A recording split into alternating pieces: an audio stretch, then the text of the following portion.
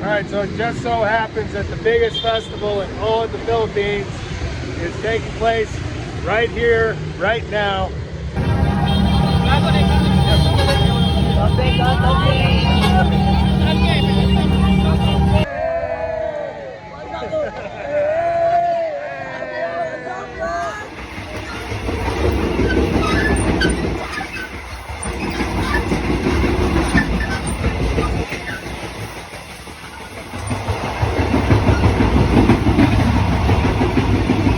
After taking the train back to Bangkok, I anxiously headed back to the Philippines. This was a country I'd already come to know and love, due in large part to the kindness I'd been shown by the people here, and it felt good to be back. Alright, so this is apparently Durian Street. Over here, this whole street is lined up with people selling durian. Known as one of the smelliest foods in the world, the odor of the durian is comparable to a titanic mound of garbage left to rot in the sun. Cheers. Taste-wise, the flavor is similar to brie cheese and fresh pear with caramel sauce with a rotten garlic finish. Like heaven in a fruit. And open the door. Oh, open the door, okay. Okay, salamat. So this is a mangosteen. This is commonly eaten with durian. The thinking is that durian produces heat in the body and mangosteen actually cools it down. And certainly I've noticed in the past when I've overdone it on the durian, all of a sudden I'm sweating. Apparently this mangosteen is supposed to cool you down. This is my first one. I've never tried one of these. Impossible to compare that to any other fruit. Got a citrus kind of a quality, almost a little bit of an effervescence to it. My next stop was the city of Cebu, located in the central Visayas portion of the country. Unbeknownst to me, the entire city was right about to be turned upside down as it prepared for the largest festival in all the country, the fiesta of the Santo Nino, or Sinulog.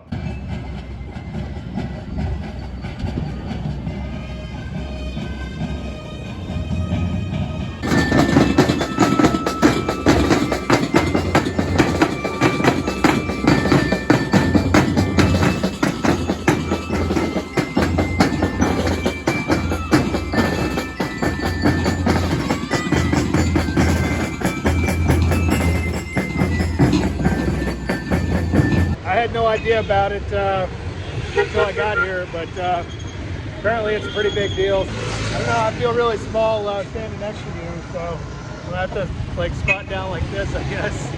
He's like every bit of 4'11".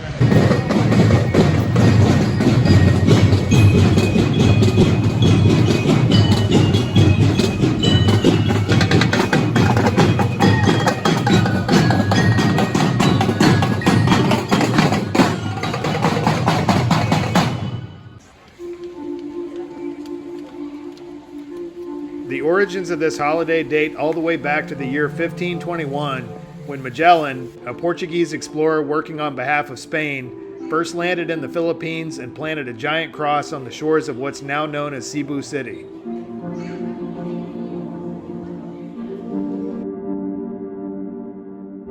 The remains of the original cross are contained within this wood frame, which is on prominent display near the basilica.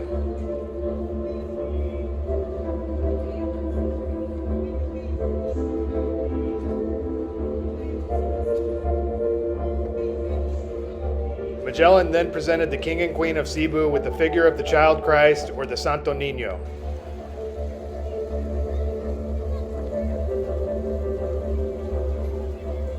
What followed was a mass conversion to Catholicism, including the Queen and around 800 people on the island.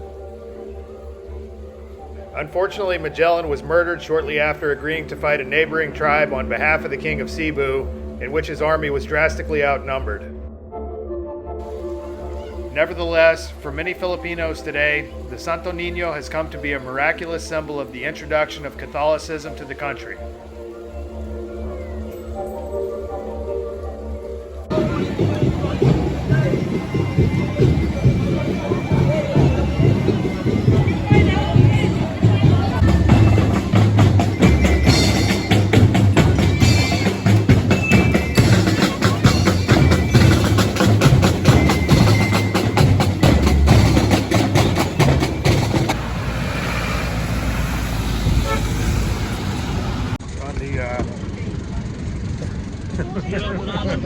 on the jeepney here.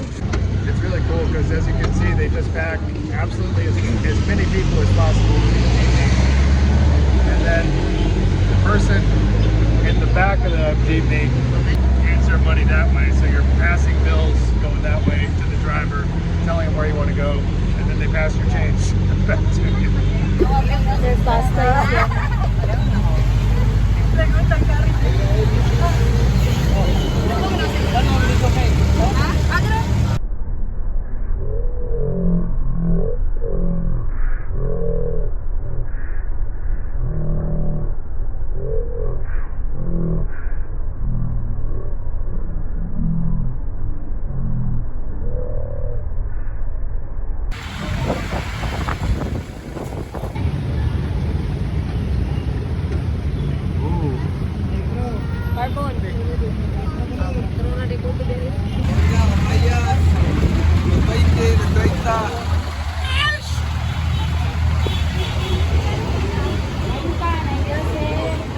By the time Sunday had rolled around, the entire city was in a state of total chaos.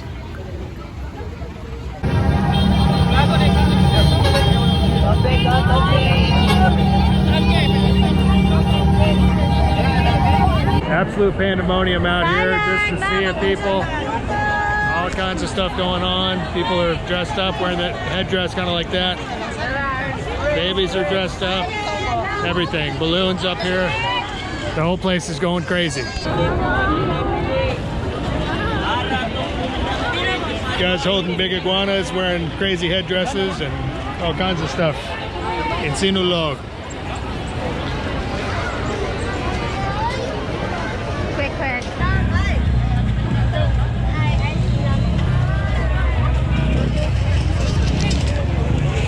Hello.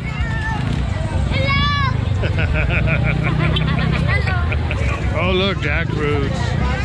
Oh my God, so huge. Okay, say hello. Hello. Okay, I just made some new friends. Hello. Okay, so these people are really dedicated. They're just out here in this plaza, camped out. Hey, what's up?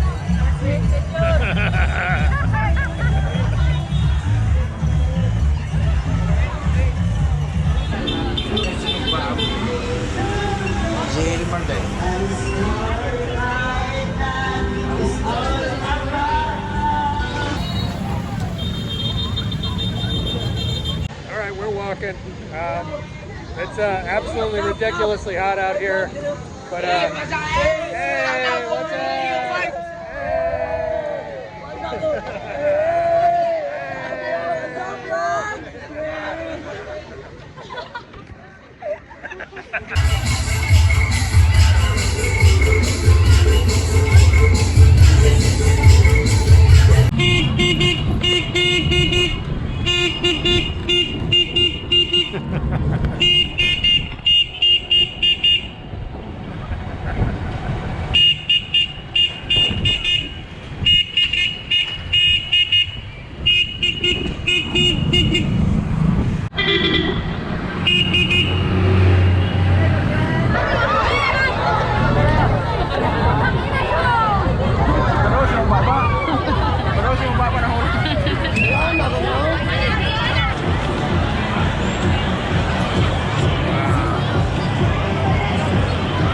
So finally, after a long walk, we made it to this mall, SMC side, absolutely packed. Everybody's kind of hanging out here to get out of the heat.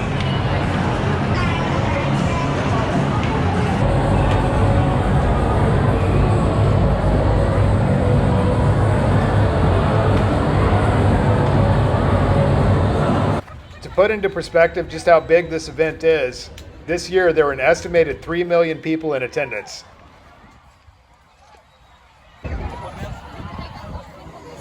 All right, so we've been cooling off in that mall over there for the last several hours, kind of chilling out, drinking water and whatnot. So apparently there's a parade this way, which we're going to check out, and then think about figuring out a way to get back home because we're already on the other side of the city. And judging by the looks of things, it's going to be interesting to find a ride.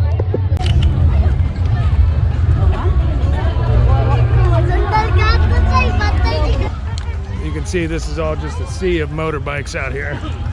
This is the parking area, I guess. Absolutely insane.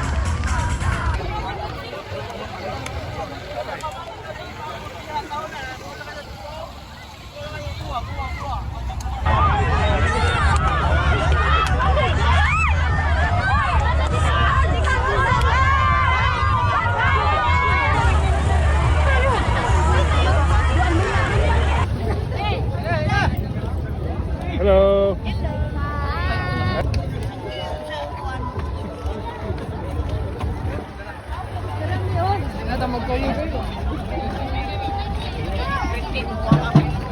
Alright, so apparently the parade is still going on because people are still partying. This bridge is all lit up crazy.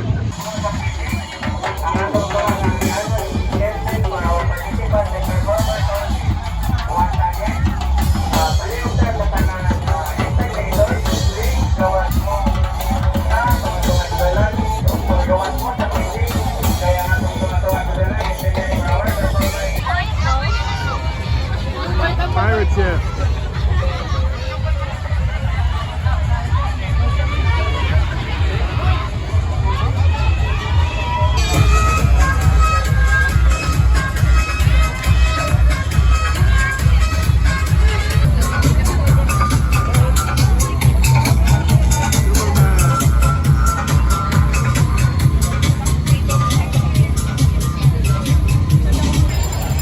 Oh, they went all out on this one.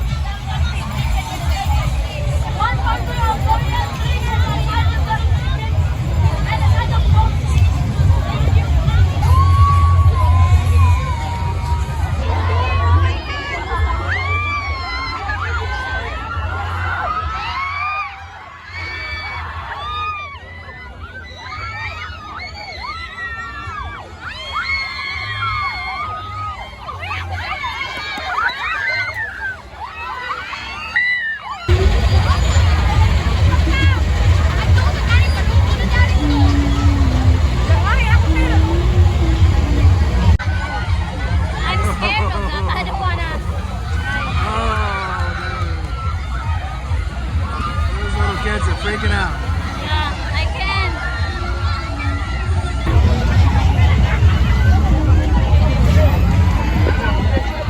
All right, so we're gonna give this Ferris wheel a try. Why not? It looks to be in pretty good condition. And if there's anybody I trust as far as work, it's Filipinos, for sure. You guys are some of the hardest workers on the planet.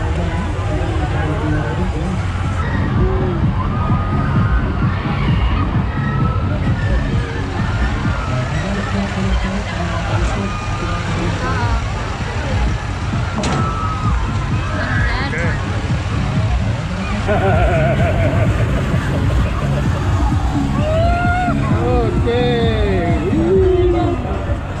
This will put hair on your chest. A little bit like falling. Oh my god, my tummy. You okay? Grab on tight.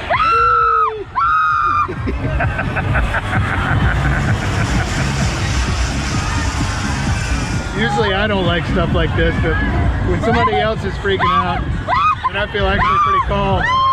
Woo! Okay. Oh my god!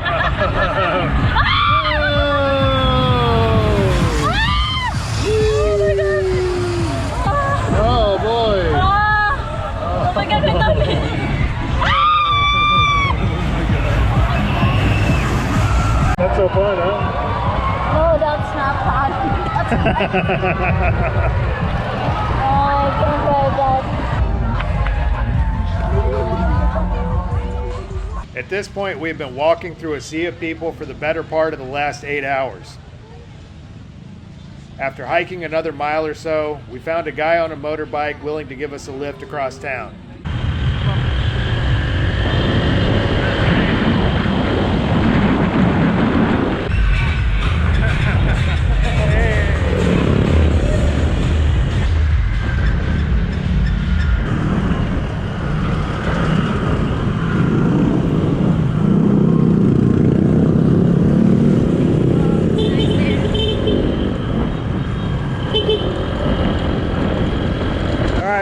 walking around in Cebu. She's dragging me to karaoke.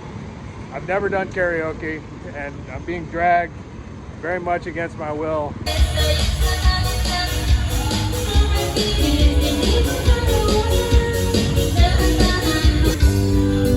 puts on a makeup. He brushes her long blonde hair. And then she asks me, do I look alright? And I said, yes, you look wonderful tonight. With you, hearing our faces.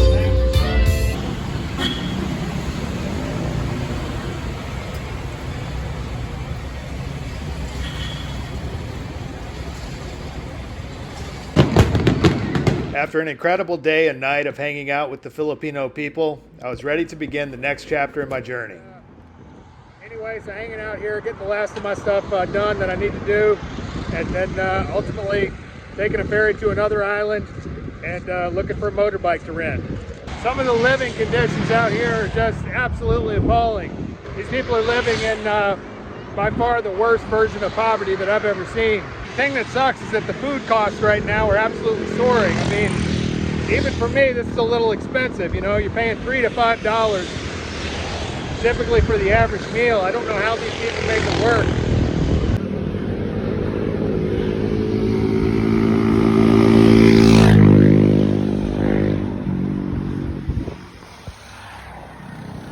After being quoted some absolutely astronomical figures on some of the better quality tents, I finally found this department store type of a place, and got a couple of options here, it looks like.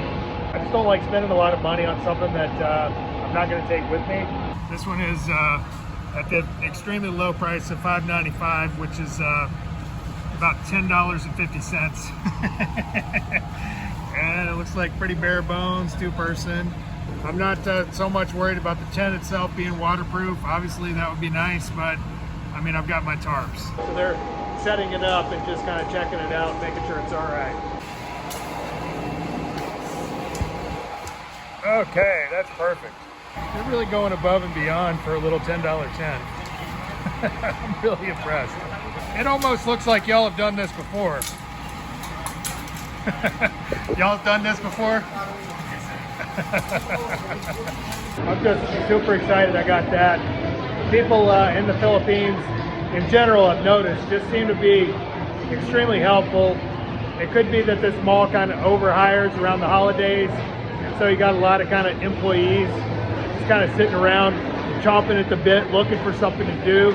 Those guys just jumped right in, set that tent up, and took it down. Just about got everything I need now to go back into the woods. The place I'd rather be more than anywhere else. Hey, Joe here. I hope you enjoyed that video of the Sinulog Festival. For anybody that's interested in supporting this channel, please be sure to hit like and subscribe. Otherwise, I've included a couple of optional donate links in the drop box below. Any contributions are very much appreciated. Otherwise, thanks for watching, and we'll see you on the road. Bye. Maayong buntag.